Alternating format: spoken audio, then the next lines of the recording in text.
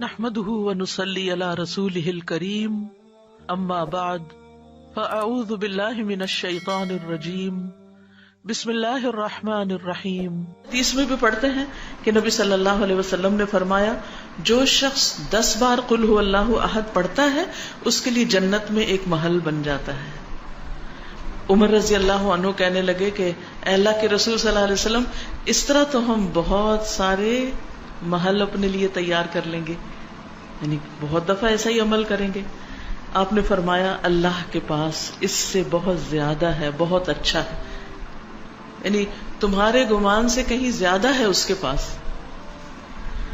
اور پھر آپ دیکھیے کہ ایک اور شخص کے بارے میں آتا ہے کہ وہ ایک بار ساری رات اسی سورت کی تلاوت کرتے رہے، اسی کی تکرار، اسی کی تکرار، اسی کی تکرار.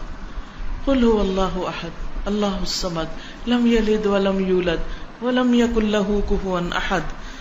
اور حقیقت یہ ہے کہ اگر آپ کسی وقت دعا کرنا چاہیں اور اللہ کے قریب ہونا چاہیں، اللہ تعالی کی قدرت اور عظمت کا احساس اپنے دل میں بٹھانا چاہیں تو آپ کو کیا کرنا چاہیے؟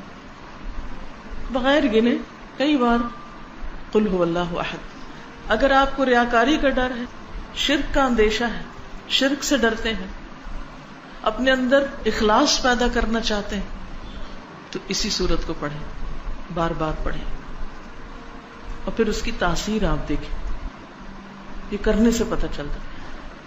نبی صلی اللہ علیہ وسلم کو جب یہ بات پتہ چلی کہ وہ ساری رات یہی پڑھتا رہا تو آپ نے اس کو منع نہیں کیا. اس لیے اگر کوئی اس کو ایک سے زیادہ بار پڑھتا ہے تو کوئی منع نہیں ہے، لیکن اس کے لیے کوئی جگہ، کوئی وقت، کوئی گنتی، کوئی ہنسا کچھ مقرر نہیں. کیونکہ ایک ہی آیت کا یا ایک سورت کا بار بار پڑھنا انسان کے اندر اس کا فہم زیادہ کرتا ہے، اس کے اندر غور و فکر اور تدبر زیادہ ہو جاتا ہے. تدبر کے لیے تکرار چاہیے ہوتی، بار بار پڑھو. ہم تو ایک دفعہ قرآن پڑھتے ہیں اور اس کے بعد بند کر کے وہ اوپر شیلف میں رکھ دیتے ہیں، مکمل ہو گیا، اب مزید اس سے کوئی کام نہیں. اس کی فضیلت یا اس کے بارے میں یہ بھی آتا ہے کہ یہ انسان کی بیماریوں کو دور کرنے والی. اب بیماریوں کو کیسے دور کرنے والی؟ سب سے بڑی بیماری اور علت کیا ہے؟ شرک. سارے غم ہی شرک کی وجہ سے آتے ہیں، ساری مصیبتیں شرک کی وجہ سے آتی ہیں. اللہ سبحانہ وتعالیٰ کی ناراضگی شرک کی وجہ سے آتی، چاہے شرک اکبر ہو چاہے شرک اصغر ہو. شرک اکبر تو بتوں کو پوجنا، اور شرک اصغر کیا؟ ریاکاری کرنا، دکھاوے کے کام کرنا، اپنے نیک کاموں پہ فخر کرنا، لوگوں کو بتانا کہ میں کیسا کیسا نیک ہوں.